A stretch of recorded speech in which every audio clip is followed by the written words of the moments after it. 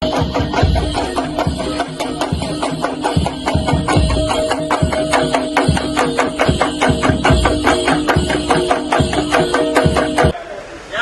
politik ojo kesusu sih.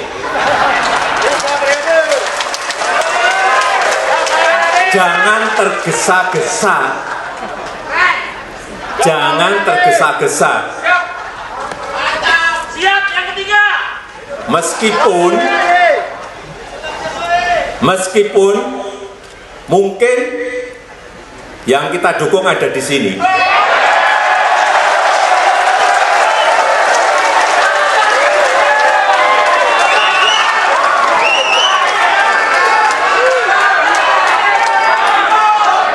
Sudah dibilang, jangan tergesa-gesa, ojo kesusu. Ini mau tergesa-gesa ini kelihatannya.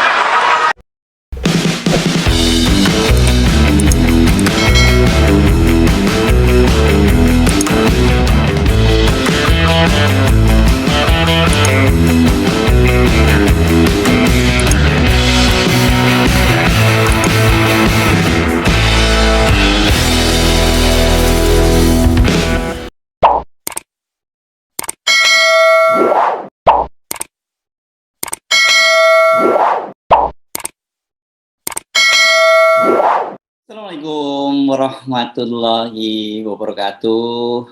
Saya Hers Beno Arif dari Forum News Network.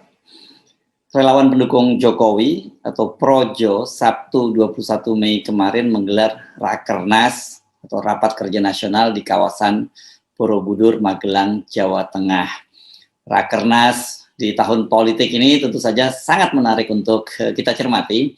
Apalagi Presiden Jokowi itu berserta dengan istri Nyonya Iriani, Nyonya Iriana, terbalik lagi namanya dia, didampingi oleh Kepala Staf Presiden Muldoko, dan juga Gubernur Jateng Ganjar Pranowo juga tampak hadir. Di hadapan sekitar 5.000 pendukungnya, Jokowi itu kembali meminta agar mereka bersabar dalam penentuan siapa capres yang akan mereka dukung. Dalam bahasanya Jokowi begini, ojo kesusu sik, jangan tergesa-gesa. Apa yang bisa kita baca dari pesan tersirat dan tersurat dari pidato Jokowi itu? Pertama, ini wajah Jokowi tampak sangat segar, sumringah dan bersemangat ya. Ini beda sekali dengan pada beberapa waktu yang lalu ketika dia mengumumkan soal pelarangan ekspor minyak goreng dan CPO ya. Ini mungkin karena bertemu dengan ribuan relawannya, ini tampaknya memberikan semacam energi positif bagi Jokowi. Kedua, ini Jokowi tampaknya sudah mulai pede lagi menghadapi berbagai persoalan krisis politik maupun ekonomi. Kalau dari sisi ekonomi, kelihatannya harga minyak goreng seperti dikatakan oleh Jokowi akan turun lagi menjadi Rp14.000 per liter. Ini saya kira sebuah keyakinan yang perlu kita pertanyakan ya, jangan terlalu optimis dulu ya. Ini karena mengingat kan Pak Jokowi ini dikenal sangat senang memberikan semacam harapan angin surga, atau ada orang yang menyebutnya juga semacam harapan palsu. Sebab banyak yang memperkirakan kalau dari indikator ekonomi termasuk berbagai faktor produksi lainnya, misalnya sebentar lagi pemerintah juga harus menaikkan harga bahan bakar. Ya angka seperti itu berat untuk dicapai ini ya. Tapi Pak Jokowi kemarin menyatakan akan dalam waktu 1-2 pekan ini akan turun kembali menjadi 14.000. Kita tunggu saja, dan kalau kemudian ternyata tidak tercapai, ya nggak usah marah-marah, nggak usah kaget. Itu kan biasa ya kalau janjinya nggak terpenuhi itu ya. Nah, Jokowi juga tampak segar ini karena kelihatannya tekanan politik berkaitan dengan kelangkaan minyak goreng tadi itu mulai sedikit mengendor. Kan Anda harus perhatikan ya, ada krisis ekonomi, krisis yang berkaitan dengan krisis politik. Dalam minyak goreng ini ada persoalan adanya tekanan dari publik berupa antrian panjang selama berbulan-bulan dari emak-emak, dan kemudian yang terakhir yang cukup mengagetkan adalah ketika akhirnya Jaksa Agung menetapkan dan menangkap 4 orang yang disebut-sebut sebagai mafia minyak goreng. Jadi salah satunya pada waktu itu adalah Dirjen Perdagangan Luar Negeri Kementerian Perdagangan Indrasari Wisnuwardana.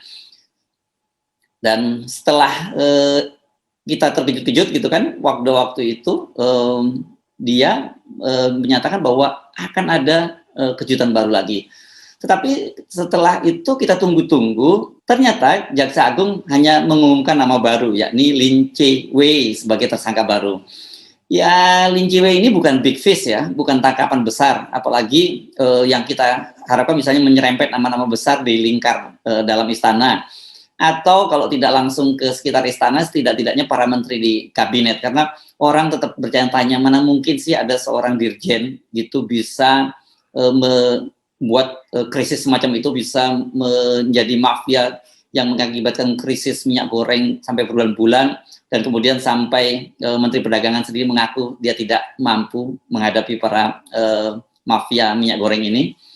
Jadi wajar kalau kemudian mereka berharap akan ada nama besar lain di luar itu. Dan pada waktu itu kan Jaksa Agung juga ketika ditanya oleh media apakah ini sampai ke level menteri, dia menyatakan jika ada cukup bukti yang kuat, dia tidak akan segan-segan sampai menangkap sampai ke level menteri ya. Jadi sementara ini bisa sedikit bernafas lega karena yang disasar itu baru levelnya Lin Che-wei. Benar, memang media dan netizen itu menampilkan foto Lin Che-wei bersama dengan Jokowi dan menyebutnya sebagai salah satu tim ses dari Presiden Jokowi.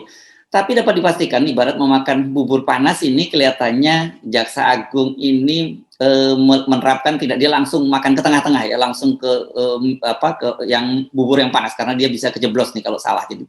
Jadi kelihatannya dia sekarang setelah kencang sebentar dengan menangkap dirjen dan 3 orang dari perusahaan minyak besar, sekarang mulai pinggiran lagi. Dia mulai makan dari pinggiran, yang ditangkap itu adalah Lin Che-wei. Apa alasan yang ketiga? Yang ketiga, ini kalimat ojo ke susu itu multitafsir. Ojo ke susu, jangan terburu-buru, atau Presiden Jokowi menerjemahkan dalam bahasa Indonesia jangan tergesa-gesa, itu bisa diartikan bahwa Jokowi tetap membuka opsi untuk melanjutkan masa jabatannya 3 periode. Karena itu dia tak ingin terburu-buru menyatakan preferensi politiknya mau mendukung siapa. Keempat, Jokowi juga menyebut kalimat ojo ke susu itu dalam satu rangkaian dengan kalimat meskipun begini, kalimatnya lengkapnya begini, meskipun mungkin yang kita dukung juga ada di sini. Coba kita cermati lagi ucapannya ya. Jangan tergesa-gesa. Siap, yang ketiga. Meskipun mungkin yang kita dukung ada di sini. Perhatikan kata mungkin. Ketika dia mengungkapkan itu, asumsi yang hadir termasuk asumsi Anda dan saya, mungkin yang dimaksud adalah Ganjar Pranowo, Gubernur Jawa Tengah, yang juga hadir di situ. Anda tidak salah, sebab banyak relawan Projo yang hadir juga langsung meneriakkan nama Ganjar. Walaupun ada juga yang menyatakan, ya ada yang meneriakkan 3 periode.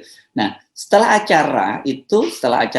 pidato Pak Jokowi tadi, banyak juga akhirnya para relawan Projo yang hadir itu mengeluhkan Ganjar Pranowo di situ.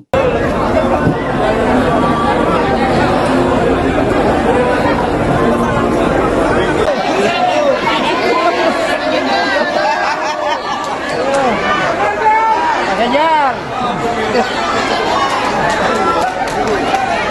Sambung Pak Ganjar.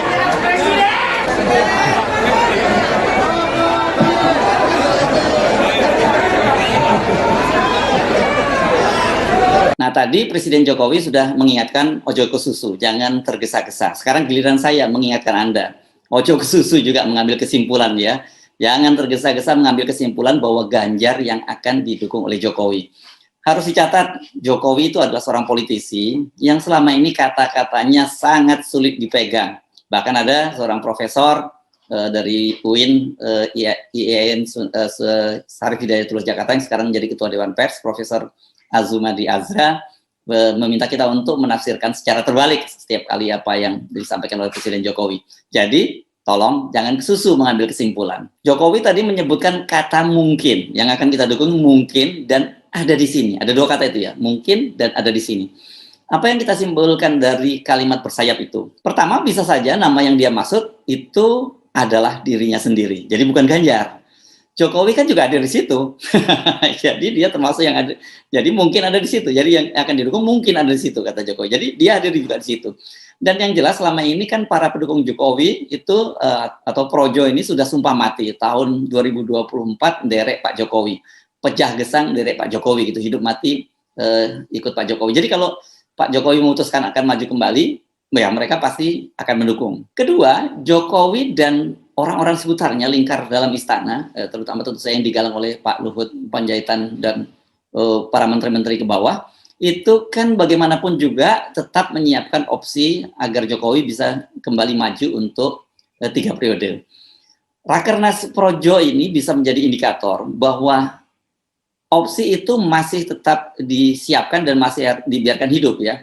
Dan kehadiran Jokowi dan pernyataannya yang menggantung dengan dalam kalimat ojo ke susu tadi merupakan sebuah isyarat kuat. Jadi ini juga bisa disebut sebagai semacam apa ya, test case gitu, berapa hangatnya, berapa dalamnya air gitu, atau how deep the waters ya, gitu. Nah kalau ternyata tidak terlalu dalam, ya mungkin opsi itu akan terus jalan.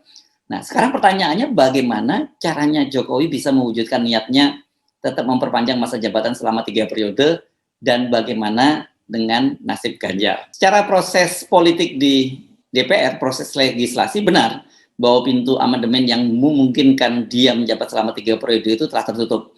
Apalagi partai-partai pendukungnya semua sudah balik badan. Yang paling keras itu sikapnya adalah PDIP dan Nasdem. Pembahasan di DPR mengenai amandemen ini juga dipastikan akan ditutup sampai tahun 2024. Tapi tolong perhatikan perkembangan politik terbaru saat ini pasca terbentuknya koalisi. Saya menyebutnya koalisi dalam tanda petik ya. Golkar, P3, dan Partai Amanat Nasional. Saya sarankan Anda memperhatikan timing pembentukan koalisi ini. Koalisi ini kan muncul tak lama setelah bocornya informasi Ketua Umum Partai Golkar, Erlangga Hartarto, bakal dikudeta. Dan dalam pernyataannya kan ketika setelah mereka bertemu dengan Suharto Manoarfa, bertemu dengan Zulkifli Hasan, Erlangga itu menyatakan bahwa mereka ingin melanjutkan pembangunan di era pemerintahan Jokowi karena sudah merasakan manfaatnya. Kita akan mengawal pembangunan sampai dengan 2024 dan tentunya melanjutkan apa-apa yang dilakukan dan yang baik untuk periode selanjutnya. Itu kata Erlangga ketika dia melakukan acara halal bihalal dengan seluruh pengurus Golkar di Jakarta hari Rabu kemarin, tanggal 18 Mei ya. Tolong dipegang saja kalimat Erlangga itu. Mengawal pembangunan sampai 2024 dan tentunya melanjutkan apa-apa yang dilakukan dan yang baik untuk periode selanjutnya. Catat kata periode selanjutnya.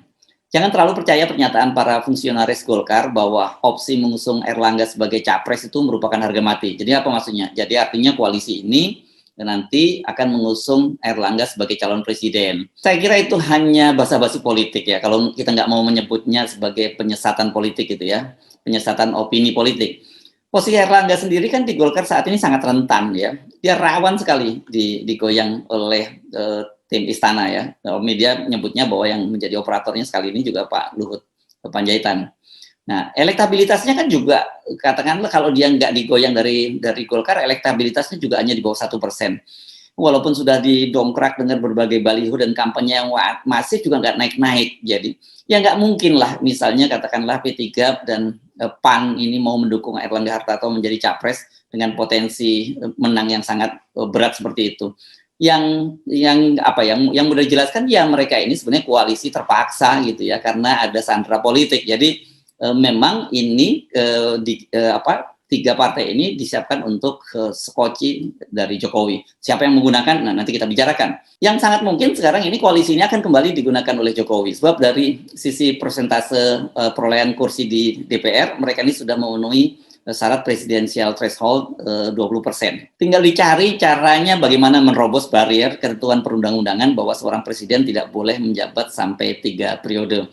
Kalau tetap tidak bisa diterobos ketentuan 3 periode karena sudah digembok mati oleh PDIP dan Nasdem plus partai-partai oposisi seperti PKS dan Demokrat, maka sesungguhnya masih ada 2 opsi yang tersedia. Pertama, opsinya adalah Jokowi berpasangan dengan Prabowo. Loh, itu kan berarti 3 periode. Enggak, kali ini beda. Tapi Jokowi sebagai calon wakil presidennya. Boleh dong kalau Jokowi menjadi calon wakil presidennya dan Prabowo menjadi presidennya, itu enggak melanggar Undang-Undang Dasar. Nah, saya mendengar opsi ini dari berbagai sumber. Opsi ini termasuk yang dipertimbangkan secara serius oleh timnya Jokowi. Yang kedua, kalau semua upaya tadi, 3 periode buntu, Prabowo Jokowi juga gagal, nah barulah di sini kartu Ganjar dimainkan sebagai pintu darurat atau emergency exit, sebagai sekoci penyelamat bagi Jokowi. Yang penting pemerintahan berikutnya ini harus tetap dipegang oleh orang yang bisa dikendalikan oleh Jokowi gitu, dan dikendalikan bukan hanya Jokowi, dikendalikan oleh kepentingan-kepentingan yang selama ini berada di balik Jokowi, dan itu dipastikan oleh Ganjar orangnya. Anda pasti bertanya mengapa di judul saya menyebut kemungkinan Ganjar berpasangan dengan Menteri Negara BUMN Erick Thohir. Bagaimana hitung-hitungannya, siapa saja yang akan digandeng, termasuk bagaimana masa depan Prabowo Puan, atau nama Anies Andika. Nah, ini nama terakhir ini juga seru nih, yang belakangan ini santer juga disebut-sebut akan berpasangan. Saya akan membahas ini di konten berikutnya. So, sampai jumpa di konten berikutnya, dan jangan lupa untuk terus mengikuti channel Herzl Point. Yang belum subscribe, saya sarankan untuk mensubscribe. Yang sudah subscribe, saya menyarankan kalau konten ini Anda anggap bermanfaat, silakan di-share kepada teman-teman terdekat. Kenapa? Karena sekali lagi memang channel saya ini mengalami shadow ban. Jadi tidak mudah untuk mencari konten saya ini. Saya Herzl Arif dari Forum News Network. Sampai jumpa lagi. Wassalamualaikum warahmatullahi wabarakatuh.